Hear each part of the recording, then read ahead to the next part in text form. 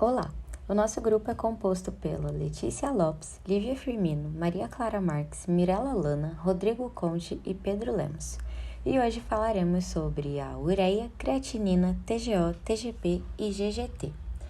Aqui no sumário nós encontramos que falaremos sobre esses exames, mostrando os valores normais e alterados, quando solicitar e quando não solicitar. E depois mostraremos um exemplo de exame familiar. O objetivo do nosso trabalho de hoje é explicar cada um dos marcadores e suas alterações, analisar quando solicitar cada um e avaliar um exemplo de exame familiar. Falando da ureia, a ureia é um composto orgânico nitrogenado produzido pelo fígado através do metabolismo da proteína que a pessoa ingere. Ela é eliminada do organismo através da filtração renal, ou seja, o sangue passa pelo rim e a ureia é separada. E ela é eliminada do corpo através da urina. A ureia ela não tem nenhum tipo de função fisiológica e ela é a forma mais segura do corpo de retirar o nitrogênio do organismo. Como é e para que serve o exame? O exame de ureia ele é feito com a coleta de uma pequena quantidade de sangue, aproximadamente 1 ml, e ele serve para avaliar as funções hepáticas e principalmente as funções renais, porque concentrações alteradas de ureia no organismo podem ser características de uma uremia. E esse exame ele pode ser pedido pelo médico, ele é requisitado pelo médico quando a pessoa apresenta sinais e sintomas como alterações no estado mental, alterações cardiovasculares, alterações na concentração hidroeletrolítica, problemas do sistema digestório, entre outros problemas. Vale citar que esse exame ele unicamente não é eficiente para um diagnóstico, pois há vários fatores que podem influenciar a concentração de ureia no organismo e com isso pode dar alterado. Então, hoje, atualmente, ele é requisitado com creatinina e TGR, que são dois critérios que também ajudam a identificar essas doenças renais e hepáticas. Agora, falando um pouco dos valores de referência, eles não têm distinção em questão de sexo, e sim a questão de idade. Para adultos, é de 10 a 50 miligramas por decilitro. Para crianças, de 5 a 18 miligramas por decilitro. E em idosos, ele é geralmente elevado porque o rim geralmente em idosos já apresenta um pouco de desgaste, um pouco de deficiência. E vale citar, é importante citar, que cada laboratório tem seu intervalo de referência. Então, o profissional de saúde, ao analisar esse exame, ele tem que ver de acordo com o laboratório que o paciente fez o exame. Falando agora, quando a concentração de ureia está acima do intervalo de referência, tem algumas causas, que é o alto consumo de proteína, a desidratação, a sepse, a insuficiência renal aguda ou crônica, o infarto, sangramento do trato digestório e queimaduras. E uma pessoa que tem a ureia elevada no organismo, ela pode sentir os sintomas de fadiga, perda de apetite, dificuldade de concentração e de dormir, inchaço nas pernas, tornozelos e pés, urina com espuma, cor escura ou sangramento, pequenos volumes de urina, queimação quando vai no banheiro, quando vai fazer xixi, dor na perna, na parte inferior das costas e alterações na frequência de urinar. Ou seja, são quadros, são sintomas relacionados diretamente com a função renal da pessoa. Agora falando de um pouquinho dos valores quando está abaixo, a concentração de ureia quando está abaixo pode ser uma desnutrição, uma baixa ingestão de proteína, assim como gravidez e o consumo elevado de líquido. E uma pessoa que tem a concentração de ureia abaixo do valor de referência, do intervalo de referência, ela pode apresentar uns sintomas de fadiga, falta de apetite, pele e olhos amarelados, dor de cabeça frequente, fezes claras, urinas escuras e náusea e vômitos. Mais uma vez, são sintomas diretamente relacionados à função renal e a hepática. Agora, falando um pouco sobre a creatinina. A creatinina é um subproduto do metabolismo da creatina e da fosfocreatina. Essas substâncias são sintetizadas no fígado, rins e pâncreas, são transportadas para os músculos para atuar como reserva energética na contração muscular, principalmente na contração muscular intensa. E essas substâncias se degradam naturalmente e geram a creatinina. Porém, a creatinina ela não tem nenhuma utilidade no organismo. O corpo não tem função para ela e ela é livremente filtrada no glomérulo e excretada pelos rins. Ou seja, toda a creatinina produzida ela é excretada. E exatamente por isso, por ela não ser reabsorvida pelo sangue, ela é um indicador de função renal.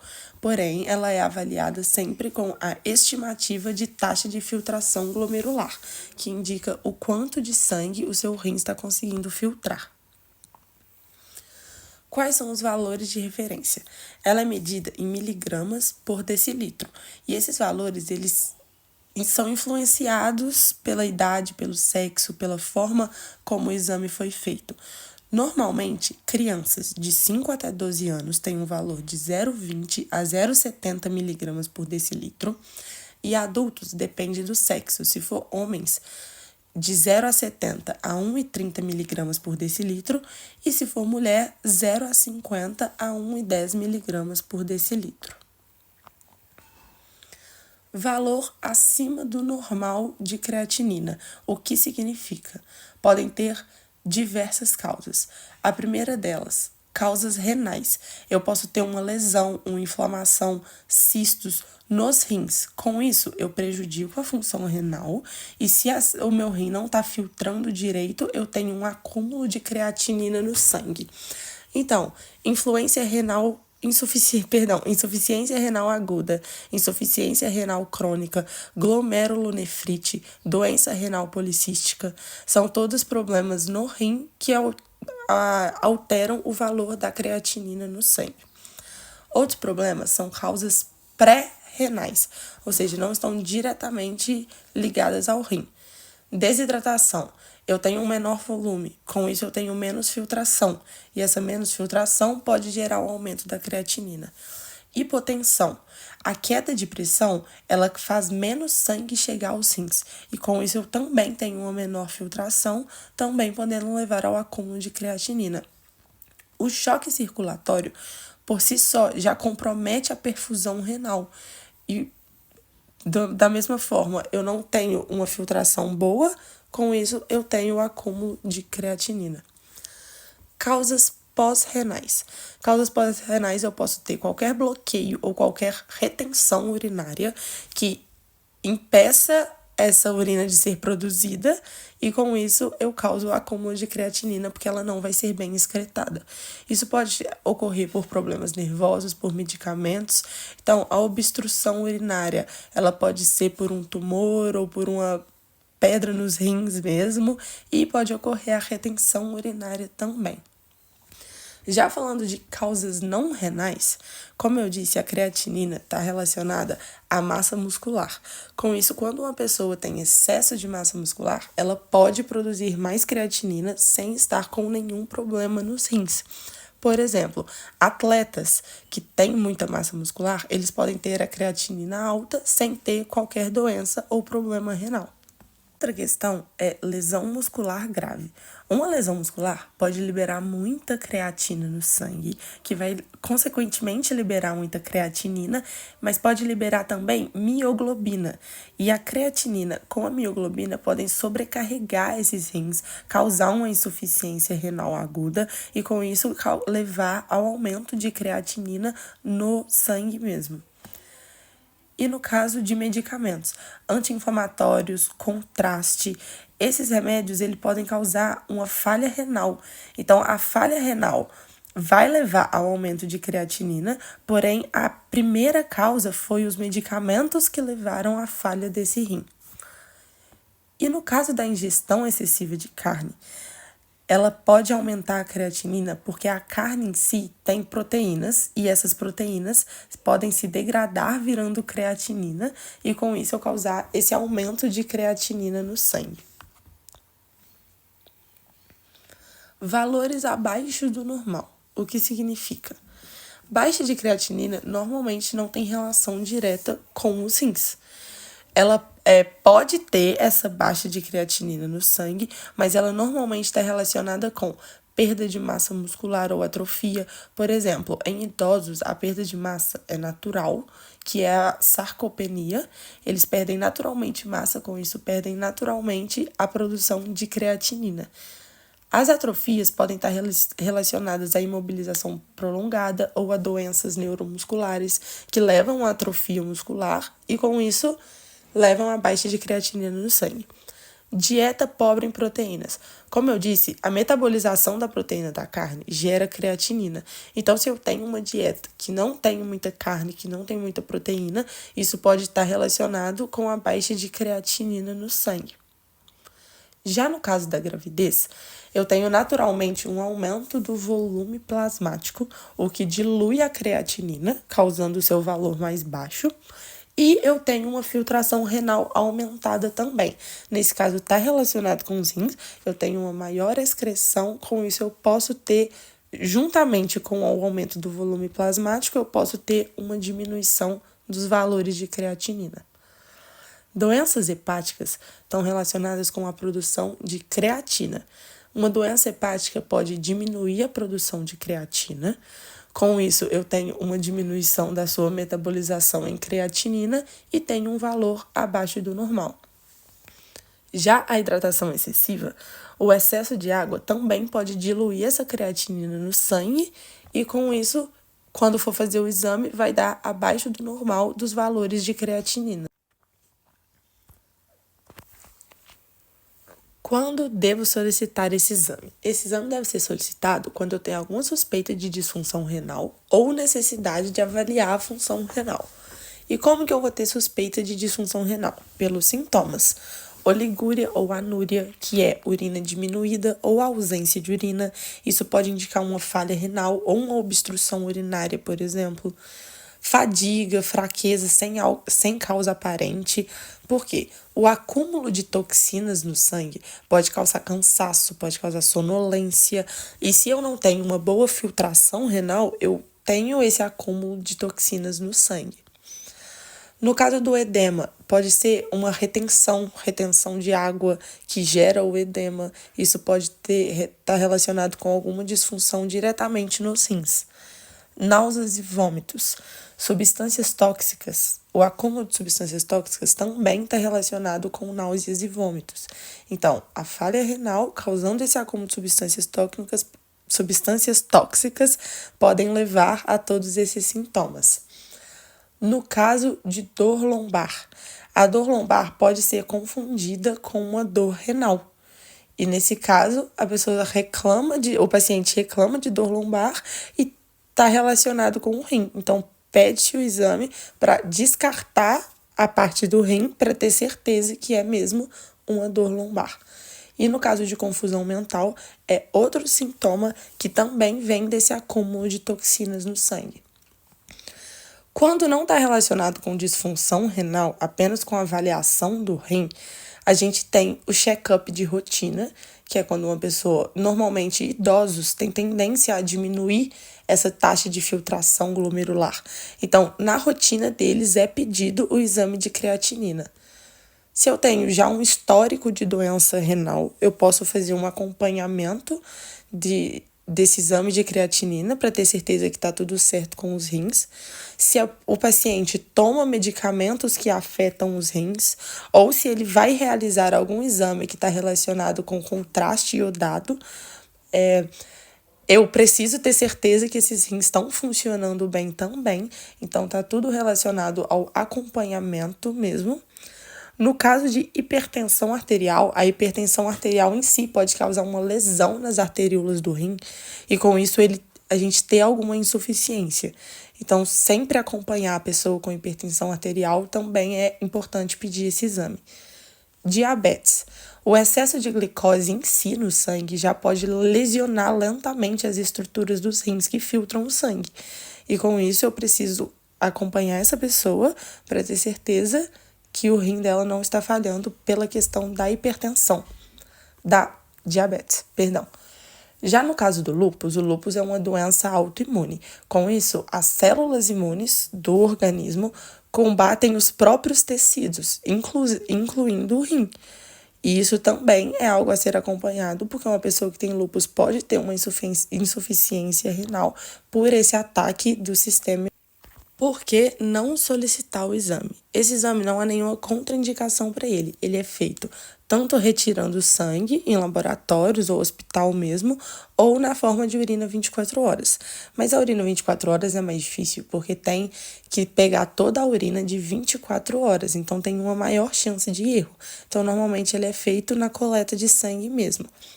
Porém, ele não tem nenhuma contraindicação, mas ele normalmente não é solicitado sozinho, porque normalmente é necessário uma avaliação da ureia e do TGFE, que é a taxa de filtração glomerular, para se chegar a um diagnóstico conclusivo de falha de problemas renais.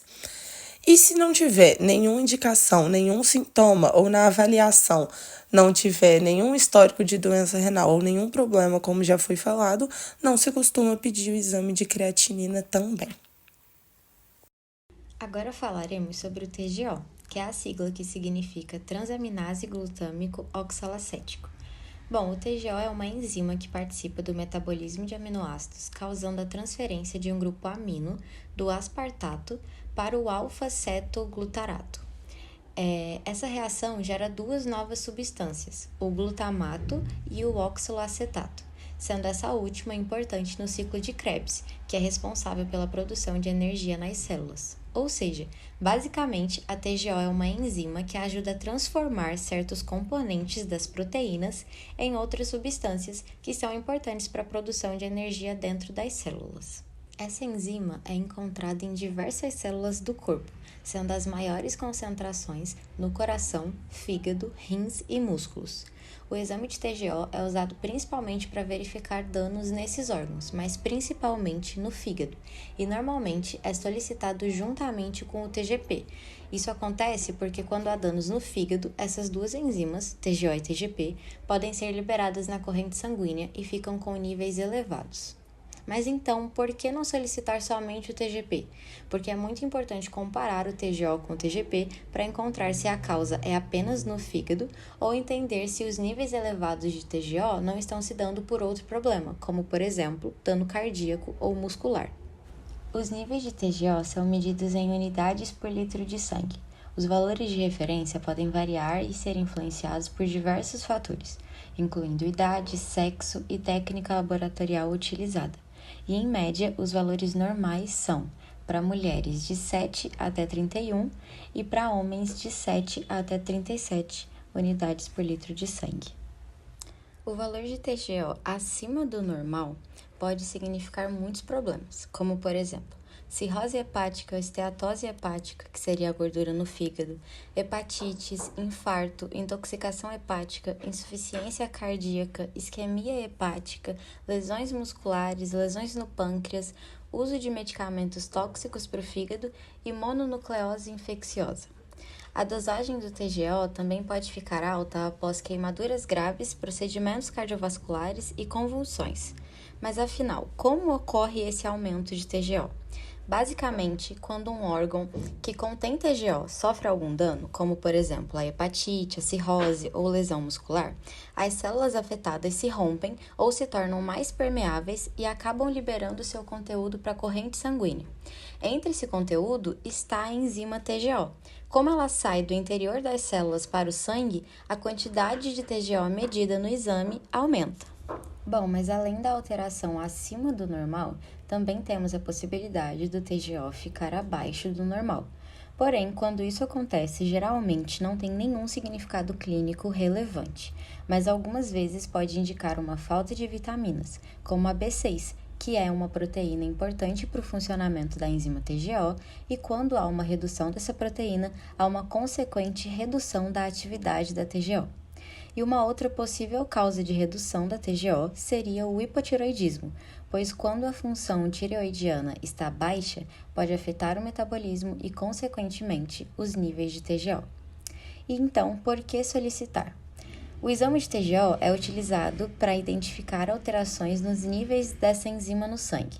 Níveis elevados podem indicar alterações como lesões ou danos em músculos ou órgãos, como o fígado, o coração e os rins, e com isso, o exame de TGO pode ser solicitado quando o paciente apresenta sintomas que indicam possíveis lesões ou doenças nesses órgãos, como dor abdominal persistente, icterícia, que seria o amarelamento da pele e dos olhos, fraqueza muscular ou dor, fadiga inexplicável, alterações nos exames hepáticos prévios, histórico de consumo excessivo de álcool ou uso de medicamentos hepatotóxicos e suspeita de infarto do miocárdio. E por último, por que não devo solicitar? Não há nenhuma contraindicação sobre esse exame, por ser um procedimento simples e rápido, apenas uma coleta de amostra de sangue comum. Mas o que podemos dizer seria, por que não devo solicitar sozinho? Um motivo seria a baixa especificidade hepática se estiver procurando problemas unicamente hepáticos. Talvez esse exame sozinho não seja tão suficiente, porque o TGO elevado pode significar problemas musculares, cardíacos e renais, além dos hepáticos. Para exemplificar isso, temos a seguinte situação. Um paciente fez o exame e o resultado foi de TGO alta. Isso pode significar hepatite, infarto e até lesão muscular. Não dá para afirmar com certeza sem nenhum complemento. Agora, quando o paciente resulta em TGO e TGP alta, nesse caso, o problema possivelmente é no fígado, como a hepatite, por exemplo. Uma terceira possibilidade seria a TGO alta, a TGP normal, porém o paciente apresenta dor no peito recentemente. Por isso, pode ser que ele esteja com problema no coração, como um infarto. E por último, se o paciente apresentar TGO alta e TGP normal, mas relatar ter feito esporte intenso no dia anterior ao exame, possivelmente ele está com alguma lesão muscular leve. Ou seja, não deve ser solicitado TGO isoladamente em situações genéricas. Deve combinar a solicitação com TGO e TGP, por exemplo, e claro, sempre saber do histórico prévio do paciente de sintomas. Dando continuidade agora com a transaminase glutâmico-pirúvica, ou então TGP. Primeiramente, o que é a TGP? A transaminase glutâmico-pirúvica, ou alanina aminotransferase, é uma enzima encontrada principalmente no fígado. Então, o exame TGP ele vai ser utilizado para analisar doenças ou lesões hepáticas. No entanto, normalmente ele vai ser solicitado juntamente com o TGO. Por quê? O TGP ele aparece no fígado, mas o TGO, além de aparecer no fígado, ele também pode ser encontrado no coração, nos rins e nos músculos. Então, é sempre importante solicitar esses dois marcadores juntos para analisar se o dano ele está presente apenas no fígado ou ele pode estar em outros sistemas do corpo, como algum dano cardíaco ou até mesmo algum dano muscular. Bom, quanto aos valores de referência, eles são medidos em unidades de massa anatômica por litro de sangue. E vale ressaltar que esses valores eles podem variar de acordo com o laboratório, mas no geral a média é, em mulheres, de 7 até 33 unidades por litro e em homens de 7 até 41 unidades por litro de sangue. E quando esses valores estão fora do valor de referência, no caso acima do normal, o que pode indicar? A TGP aumentada ela pode indicar hepatites virais A, B e C, esteatose hepática, hepatite alcoólica, cirrose hepática e o uso de medicamentos hepatotóxicos. E por que ela se eleva no caso do aparecimento dessas doenças? Bom, a enzima TGP ela está presente principalmente dentro das células do fígado, que são os hepatócitos. Então, quando ocorre alguma agressão, inflamação ou até mesmo a morte desses hepatócitos, essas células elas vão romper as suas membranas e vão liberar todo o conteúdo intracelular. E isso inclui a enzima TGP, que vai ser liberada para a corrente sanguínea. Então, quando a gente detecta esse aumento da TGP no sangue, ela pode ser vista como um marcador de sofrimento ou destruição das células do fígado. No entanto, ela também pode estar aumentada por outras condições, que é o caso da pancreatite, que é uma inflamação intensa no abdômen, mas que pode gerar uma inflamação reativa no fígado ou então sobrecarga metabólica, elevando mais discretamente o nível da TGP. E também outro fator é a doença celíaca não tratada. Ela tem uma elevação moderada da enzima TGP, mesmo que não ocorra uma lesão hepática direta. Isso vai acontecer porque a inflamação intestinal, que é causada pelo glúten nesse caso, vai aumentar a permeabilidade intestinal, permitindo a passagem de substâncias inflamatórias para o fígado. E, como consequência, vai ter também um sofrimento desses hepatócitos que vão liberar a TGP na corrente sanguínea. Bom, e quando esses valores estão abaixo do normal? Quando a TGP está baixa, geralmente não vai indicar ali um problema de saúde. No entanto, algumas vezes pode demonstrar uma baixa de vitaminas, como é o caso da vitamina B6, ou então doença renal crônica, principalmente quando estiver acompanhado de sinais e sintomas. Isso ocorre porque em estágios já avançados da doença renal crônica vai acontecer um estado de inflamação crônica e uma desnutrição proteico-energética, que pode diminuir a produção de enzimas hepáticas, reduzindo então a síntese hepática, e isso inclui a produção de TGP, que vai ficar baixa na corrente sanguínea. Então, quando se torna necessário solicitar o exame TGP? Bom, quando o paciente apresenta sintomas que possam indicar possíveis lesões ou doenças no fígado, como é o caso de desconforto abdominal, icterícia ou então fadiga inexplicável. Também em casos de exposição ao vírus da hepatite, que pode acontecer pelo consumo de água ou alimentos contaminados, em relações sexuais desprotegidas e pelo uso compartilhado de agulhas. Também em casos de abuso do consumo de álcool, que pode causar esteatose hepática alcoólica, hepatite alcoólica e cirrose. No caso de diabetes tipo 2, por estar relacionada à resistência à insulina e ao acúmulo de gordura no fígado, que pode gerar o fígado gorduroso, e nos casos de obesidade, por estar relacionada à esteatose hepática não alcoólica, já que o excesso de gordura no fígado pode gerar uma inflamação crônica e aumentar o nível da TGP. E quando não se deve solicitar o exame TGP? No geral, não há nenhuma contraindicação sobre esse exame, ele pode sim ser feito como exame de rotina. No entanto, não é interessante solicitar ele isoladamente, pois se perde o contexto na interpretação. Então, é sempre bom, quando solicitar o TGP, solicitar também outros marcadores, como é o caso do TGO. Falando um pouco agora sobre a GGT, que é a sigla para gama-glutamiltransferase. O que é a GGT? É uma enzima encontrada em vários órgãos, principalmente no fígado, mas também nos rins, pâncreas e intestino, e que participa do metabolismo de aminoácidos e no transporte de substâncias através das membranas celulares. No fígado, ela está presente principalmente nas células dos ductos biliares. A GGT é usada clinicamente como marcador para investigar doenças hepáticas e alterações no trato biliar, especialmente quando há suspeita de colestase, que é o bloqueio do fluxo biliar, ou do uso excessivo de álcool. Os valores de referência dessa enzima variam de homem para mulher e também varia de acordo com os laboratórios, mas em geral eles são homens de 12 a 64 unidades por litro e mulheres de 9 a 36 unidades por litro. Dando continuidade agora sobre o que significa os valores alterados de gama-GT no exame. O valor de gama-GT acima do normal, ele pode indicar vários tipos de situações.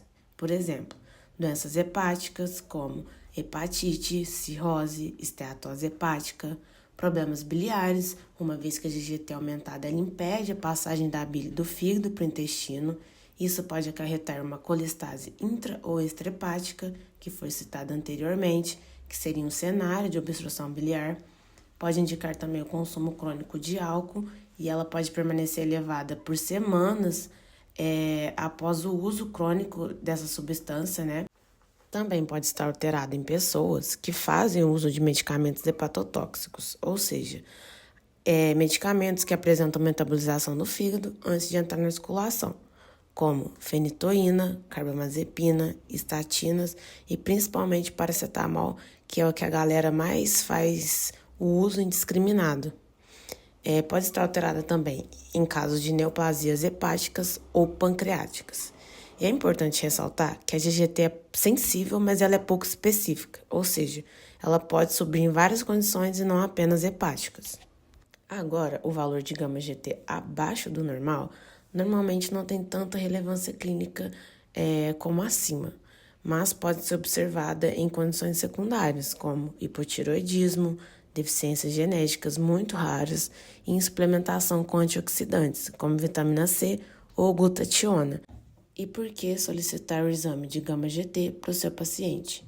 Geralmente, se solicita esse exame para avaliar doenças hepáticas ou de vias biliares, especialmente quando os seguintes sintomas estão presentes, como diminuição acentuada de apetite, vômitos e náuseas, dor abdominal, peles e olhos amarelados, que seria a icterícia, e fezes claras como massa de vidracírio, que seria uma colia fecal, né? As fezes ela fica sem cor. E pode solicitar também para diferenciar a origem da elevação da fosfatase alcalina, que é uma enzima presente no fígado e nos ossos. Por exemplo, se a fosfatase alcalina e a gama GT estiverem elevadas, significa que o problema pode ser de origem hepática. Agora, se a fosfatase alcalina é elevada e a gama GT está normal, significa que a causa pode ser por problemas de origem óssea, como deficiência de vitamina D ou doença de Paget, sendo importante realizar sempre mais testes para avaliar essas possibilidades. Também se solicita esse exame para monitorar o uso crônico de álcool do seu paciente e acompanhar pacientes que fazem o uso de medicamentos hepatotóxicos.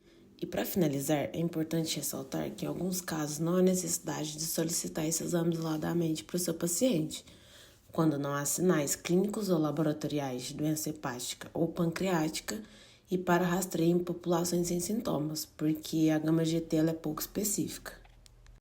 Agora eu vou explicar um pouco do porquê esses exames podem aparecer alterados e o que isso pode significar clinicamente.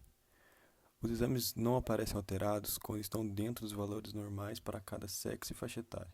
Aqui estão alguns exemplos de exames normais, de ureia, creatinina, TGO, TGP e GGT. Agora demonstrando um pouco sobre os exames que estão alterados, vamos começar pela ureia e creatinina, que são usados para avaliar a função renal. Quando estão alterados, geralmente indicam que os rins não estão conseguindo filtrar o sangue de forma adequada. Clinicamente, isso pode ser um sinal de insuficiência renal, que pode ser aguda, como em casos de desidratação severa ou uso de medicamentos tóxicos ao rim, ou crônica, como acontece em pacientes com hipertensão ou diabetes mal controlada. A ureia também pode aumentar por causas menos graves, como a dieta rica em proteínas ou sangramentos gastrointestinais. Aqui conseguimos ver que o resultado de 263 mg por decilitro está acima do valor de referência entre 10 e 50. Já a creatinina é um marcador mais específico e confiável da função renal, e sua elevação indica uma redução significativa da taxa de filtração glomerular, o que pode requerer acompanhamento com o nefrologista e até diálise, em casos mais graves.